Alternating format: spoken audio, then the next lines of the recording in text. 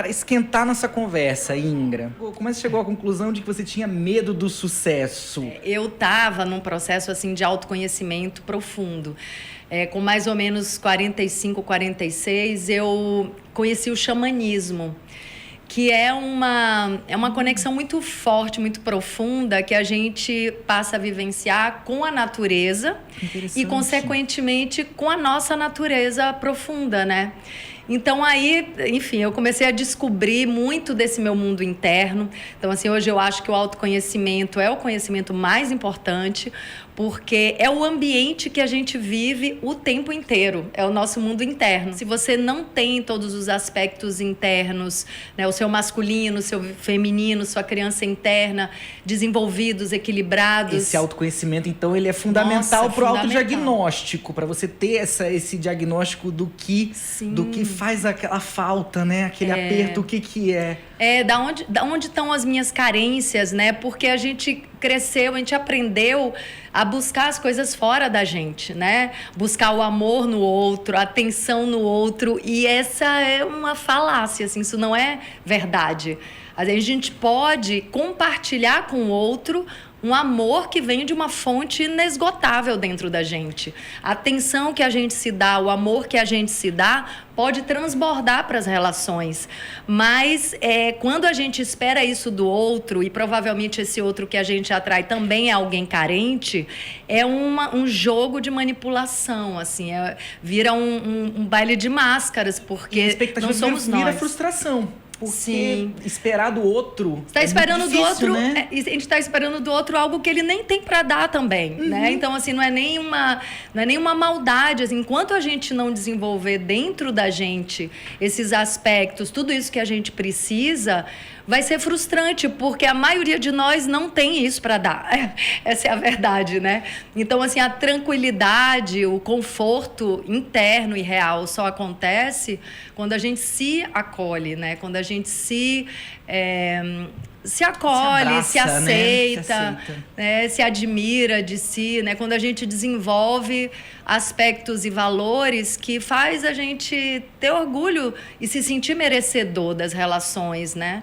Então, assim, esse mundo interno é o mundo da verdade. A gente, enquanto ser humano, a gente tem uma arrogância que é disfarçada de humildade. A gente acha que sabe o que é melhor para a vida do outro. Sim. Quando, na verdade, às vezes a gente não sabe nem o que é melhor para a nossa vida. Sim. Acho que você buscou um autoconhecimento e você chegou nessa metanoia, nessa transformação mais profunda. Sim, eu comecei a perceber que nos momentos que eu tinha tudo na vida, né, assim, sucesso, admiração das pessoas, tudo isso, eu não me sentia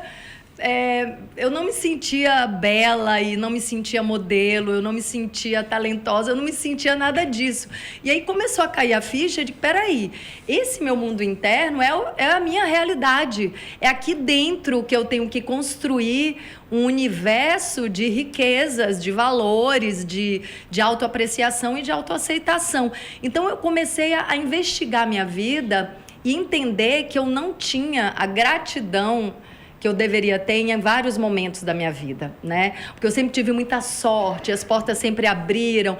Então, assim, muitas vezes na minha vida, quando um caminho novo, inclusive, se abria, né? Sempre tive talento para escrever, para fazer várias outras coisas. Quando abria um caminho novo, eu me recolhia, principalmente depois do sucesso como atriz, me recolhia e não queria arriscar, né? Tinha medo de arriscar depois do sucesso precoce, eu diria. E aí, nessa autoavaliação, já indo para perto dos 50, eu percebi que isso, apesar de vir disfarçado de humildade, porque essa é uma das desculpas que a gente se dá, né? Ah, não vou entrar nesse caminho, não vou expandir, não vou brilhar mais porque eu sou humilde. Ah, e a minha colega ali não brilha tanto, eu sou humilde. Essa é uma falsa humildade, porque o que a vida espera de nós, o que a evolução espera de nós é que a gente brilhe no nosso potencial máximo, que a gente cresça. E que coloque os dons a serviço. Isso. Acho que isso é importante. Eu vi uma fala do seu livro que eu achei muito interessante. A gente estava discutindo, eu e a Luma, ontem, a respeito disso, dessa questão realmente de você colocar os dons a serviço. Nós, enquanto médicos, né, Bianca? Nós temos um dom, a gente coloca ele a serviço, mas quando a gente não valoriza esse dom, é realmente uma arrogância. Acho que é a raiz do orgulho, quase isso. Você tocou no ponto, assim, porque esse sucesso, esse brilho, essa expansão, não é pra gente ficar, né, no centro das atenções, é o contrário. Que esse foi um dos grandes equívocos que eu tive também, né? No momento acontece muito, né? Todo mundo que chega nessa fama. Porque começa uma bajulação mesmo, né? Você vira ali o centro do universo e isso é tão ilusório que talvez por isso também eu tenha fugido desse palco, de estar no centro das atenções. Alguma coisa ali me dizia que era falso. Mas eu só fui me voltar para esse mundo interno e construir alguma coisa verdadeira já na maturidade mesmo, né? E descobrir que a verdadeira humildade é a gente ter coragem de fazer sucesso. Você se tornar autorresponsável por aquilo que você faz. Perfeito. Eu acho que isso tem uma importância muito grande na nossa vida. Sim. Você acaba tomando consciência de que você pode promover o que você quiser na sua vida, independente do medo. Vai com medo mesmo. Não, e é porque assim, né, a autorresponsabilidade acho que é o primeiro passo, assim, no caminho do autoconhecimento, porque você sai do lugar de vítima, né, de que a vida está fazendo algo com você, que alguém está fazendo algo com você, que a gente coloca o poder na mão, né, do que está fora, você pega esse poder de volta, fala, não, sou eu que estou dando os passos, eu estou onde eu me coloco, eu construí essa situação, então o poder é meu. E não é que eu dou conta de tudo porque eu sou a fortuna, a bambambam, não é isso. Eu dou conta porque eu estou a serviço de uma força maior, de um plano maior. A vida me pede para fazer as coisas e eu vou com essa força. Não é nem minha, né? Eu só dou passagem para isso, né? Através dos meus dons, da minha entrega, da minha confiança. E você não tem frustração, porque você só depende de você. Então a força tá dentro de você, né? Isso gera uma frustração muito menor ou acaba que... Não, e quando gera, assim, às vezes eu posso não dar conta de alguma coisa, eu me acolho e falo, tudo bem, Ingra. Eu sou humana, tá tudo bem. Eu aceito. Eu porque aceito. Isso é outra coisa muito interessante, Nicola. Esse modelo de relação que eu tenho comigo vai ser o mesmo modelo de relação que eu tenho com as pessoas. Então, se eu me perdoo, se eu me acolho, se eu tenho essa paciência comigo, eu vou reproduzir esse mesmo modelo com as pessoas. Né? Quando eu vejo alguém sendo muito cruel, muito exigente com o outro, eu já fico logo na compaixão, que eu falo, gente, essa pessoa com ela mesma deve ser assim, né, dura, chicote, né? Dura, porque é o mesmo modelo, né? A gente tem que... Esse mundo interno também é um laboratório. Perdão. Quando você começa a entender a questão de você se perdoar e perdoar o outro por aquilo, quando você tira suas crenças limitantes e você perdoa, você acaba mudando a sua atitude. Eu acho que essa mudança de atitude, ela é fundamental. É interessante essa coisa do perdão, né? Porque eu entendo que você fala do perdão como uma liberação. Como uma liberação. Na constelação familiar, por exemplo, a gente não usa a palavra e essa atitude de perdoar. Por quê? Porque se a gente fala perdoar, parece que um é superior ao outro, né? Tipo, eu te perdoo, eu te libero. Então, o que é que a gente usa? Eu sinto muito. Então, é como se você se coloca no lugar do outro. Então, essa liberação acontece porque você se colocou no lugar do outro e compreendeu o ponto de vista do outro, né? O que é que o outro está sentindo. Então, parte de um lugar de igualdade. Você se humaniza, de equilíbrio. Você se coloca no lugar do outro e aí acontece a liberação. Mas você não está nem acima nem abaixo. O que é constelação? Constelação familiar é como um bisturi afiadíssimo na mão de um cirurgião. Se ele souber o que ele está fazendo, vai dar tudo certo. Mas se ele não souber, ele pode fazer um estrago. Porque, por exemplo, a gente vai conhecer as 3 leis do amor, as ordens do amor, que eu digo que deveriam ser ensinadas na escola, assim, nos primeiros anos de escola, que são 3 leis muito simples. Quais são as leis do amor? Me explica. Eu não aprendi isso na escola, gente. Falando bem resumidamente, a primeira delas, né, não necessariamente nessa ordem, é a lei do pertencimento. Todo mundo tem o direito de fazer parte e ninguém pode ser excluído. Toda vez que alguém tenta excluir uma pessoa do sistema, da família, ou quando a sociedade tenta excluir um grupo de pessoas, essa pessoa ou esse grupo de pessoas fica mais forte dentro do sistema. Esse é um mecanismo do amor. Aí tem a ordem de chegada. Cada um tem o seu lugar dentro da ordem de chegada. E tem um equilíbrio da troca também, que se não tem um equilíbrio de troca, a relação não se fortalece, ela se desfaz. Então, muitas vezes, né, a gente, no desejo, na ansiedade de segurar alguém que a gente, enfim, tá apaixonado, tá amando, a gente começa a dar o tempo inteiro, né? Dá tudo, não deixa espaço para a pessoa retribuir. E aí só um lado dá, o que é que acontece? A relação se desfaz. E o interessante, geralmente quem vai embora é quem não consegue dar tanto, é quem dá menos, porque se sente em dívida. Né? Inconscientemente começa a inventar motivo para ir embora, porque ninguém quer viver se sentindo devedor de algo, ou se sente incapaz de dar tanto quanto o outro. Então, são detalhes, né, que podem mudar completamente nossa visão. Eu achei muito interessante uma fala que você fez a respeito de amor, em que o amor é como se fosse uma experimentação. O amor é como se você comesse, né? Eu achei isso muito interessante. O amor vem de dentro, né? Algo que a gente tem que experimentar dentro da gente, não vem de fora. Isso que eu falo, no fundo, leva para uma ideia de Deus, né? Sim. Porque essa fonte de amor está dentro da gente, pode ser chamada de energia vital, de Deus, de força, de vontade, enfim, pode ter muitos nomes. Por que é tão difícil a gente se amar? Amar a si mesmo? Amar a si mesmo. É muito mais fácil você amar o outro. Então, primeiro tem essa falta de conhecimento, né? Essa falta de olhar para dentro, olhar nossas sombras, acolher nossas sombras, as nossas deficiências, trabalhar, iluminar e viver o processo mesmo de evolução, de amadurecimento. Sim. Então, a nossa sociedade nos puxa para olhar para fora o tempo inteiro. Aí vem a herança, nós herdamos da nossa ancestralidade a infelicidade, a nossa zona de conforto, extremamente desconfortável, mas é um inferninho que a gente conhece. Então, a gente não tem coragem de sair dele, que é o medo do sucesso, é o medo da luz, é o medo da felicidade, é o medo de dar certo. A gente tem um compromisso de fidelidade inconsciente com os nossos pais e avós.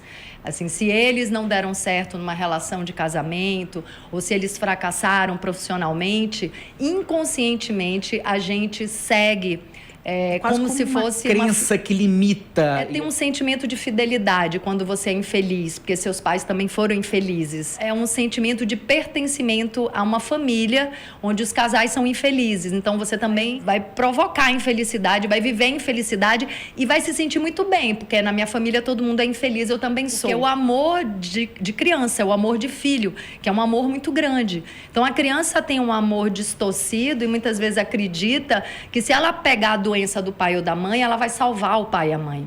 E numa constelação isso aparece com muita clareza, né? A pessoa vendo ali... Tem até um filme interessante, uma série que está na Netflix, Uma Nova Mulher turca. Muito legal. Chama a Turquia. Porque mostra, de fato, como é que acontece, né? Como é que a constelação, na hora que abre o campo, puxa essas experiências da nossa ancestralidade, que a gente recebe junto com a força da vida, as experiências de tudo que foi vivido. E a série é uma médica, né? Que não acredita muito, né, na história. Ela e você vê que acaba... A medicina tradicional... Sim. Fica mais, né, assim, será que isso funciona? Será que não funciona? Então, você tem que entregar para uma energia e para o espiritual para entender que isso é algo que existe mesmo. É que a melhor maneira de honrar os pais, os avós, é a gente dar um novo passo. É a gente fazer diferente. Então, no momento que a gente aceita a escolha deles, que a gente reconhece o valor e que eles fizeram melhor, a gente pode dizer, eu respeito a sua escolha e agora me libero para fazer uma nova escolha. Eu me libero para ser feliz, eu me libero para fazer sucesso, eu me libero para ser saudável. E aí, isso acontece dentro de um campo fenomenológico. A conexão mental, do poder das mãos e do poder da cura através da energia. Tudo é energia, né? A matéria é energia condensada, né? Então... Tem um livro que eu acho muito interessante, que é A Cientista Curou Seu Próprio Cérebro. Ela, na verdade, ela teve um derrame, ela teve um AVC, tá? E ela já trabalhava com reabilitação e ela escreveu depois esse livro, então ela foi dada como estado vegetativo, e quando ela pensava todos os dias, ela escreveu nesse livro que ela pensava todos os dias que ela estava pulando as pedras do mar.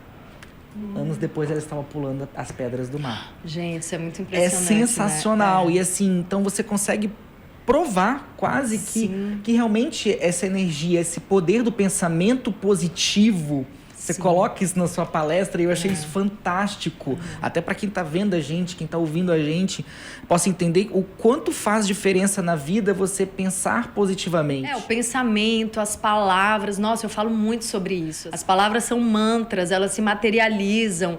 Então, assim, por exemplo, reclamação, né? Eu falo, reclamar é você reclamar, é chamar de novo. Então, assim, você tá clamando por algo que você não quer, que você não gosta, né? Então, é como se você estivesse materializando um estado de carência, de desconforto, de infelicidade. Então, não reclame, faça alguma coisa para mudar aquilo, né? E as emoções que a gente alimenta, claro, tem hora que dá uma raiva, aquela raiva pode mover a gente. Somos humanos, Não, e aquela raiva também tem o seu lugar, ela pode mover a gente para mudar uma situação, mas não ficar, porque também quando a gente se julga, né? E a constelação também tem uma coisa que é de não julgar. Você olha um fato, aconteceu aquilo, alguém matou alguém traiu alguém, vamos resolver, né? Vamos ordenar, vamos harmonizar e vamos reconciliar, porque isso é o que todos os seres buscam, é a paz no coração, é a paz. Eu acho o autoconhecimento a maior aventura da vida, né? Foi O Medo do Sucesso, seu primeiro livro, Natureza Oculta Iluminada, o segundo livro, e o terceiro livro que você comentou. Então, esse terceiro livro, eu tô indo um pouco mais devagar, porque ele vai reunir vários assuntos, né? Mas eu tô fazendo com a visão sistêmica, assim, como linha mestra mesmo, assim. A visão que nos diz que nós não estamos separados e que nós estamos a serviço de um plano maior, né? Então, para mim, essa visão é revolucionária, assim. Eu não estou sozinha no mundo, não estou isolada e nem faço as coisas por mim. É tudo um grande organismo, assim, uma grande família em evolução. O tempo todo. E cada ação tem impacto. A minha ação aqui da caneta tem impacto na vida do outro. Sim, de algum modo, né? Física quântica pura, purinha, né? Você sabe que a gente conversaria disso uma semana aqui, eu com né? certeza. A constelação ela serve para todo mundo, né? Não tem contraindicação, tem? Não. Não. Tem? Deixa eu ver. Não tem contraindicação, ela tem limites de ação, né? Assim, a pessoa... Tem uma coisa bem importante, né? Porque, por exemplo, eu conheço o juiz, né? Que era advogado, hoje é juiz, que levou a constelação para o tribunal, né? O direito sistêmico. O Sam Storch é um grande amigo da minha família, baiano e tal. Já me constelou algumas vezes lá na sala dos meus pais. E andou tendo algumas polêmicas com essa utilização da constelação nos tribunais. Mas com erros claros, né? Primeiro, a pessoa tem que querer fazer a constelação. Por quê? Porque a constelação vai mostrar verdades que a pessoa tem que estar pronta para olhar. Né? Então, assim, por exemplo, se a pessoa ainda está vivendo o processo de uma guerra, de uma vingança, isso faz parte, não estou descartando nem diminuindo esse momento, a pessoa precisa viver isso ainda, ela não quer saber de uma constelação. A constelação não é algo que vai fazer tudo pela pessoa, ela vai mostrar, vai expandir a consciência, mostrar a verdade, e a pessoa pode, a partir daquela liberação, dar um novo passo. Mas, assim, a responsabilidade é sempre de cada um. Você não pode mexer no campo do outro, tem que ter essa ética, né? Você não vai manipular dentro de um campo de constelação. Então, assim, é tudo muito delicado, né? Então, contraindicação não tem, mas tem a hora certa, do jeito certo, tem limites. Maravilha.